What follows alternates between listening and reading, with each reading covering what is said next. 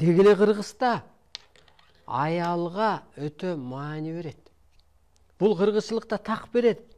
Аялды Кудай алсыз жаратты, бирок өзүнөн кийинки эле сыйкыр керемет касиетти берди. Эненин тилеги өтө тез орундалат.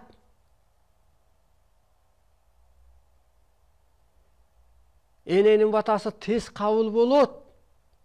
Кыргызчылыкта тетирсинче энеге өтө маани берет.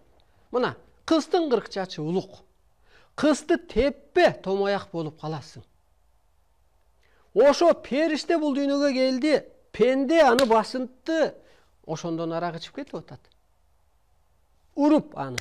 Аны ошо периште тарабын көрбөй, аны бир алсыз катары сабап, аны басынтып, мунун баарын айтып атканым эски түшүнүктө жашаса, биздин эл жоюлуп кетет. Жерибиз кырсыктап кетет, ааламдан так берилет. Эскиче түшүнүк менен жашаган эл, жер, адам банкрот болот, ар тараптан кырсыктайт деп. Мына ушул дини ишмерлер, батыш мыйзамы, каражат, ушунун баары бүгүнкү күндө туңгуюкка алып келип такады. Туңгуюкка. Кыргыз чергесинде дагы, дүйнөдө дагы. Айтыңызчы бир жол таап берсе. Туңгуюкка такады, тупикке такады.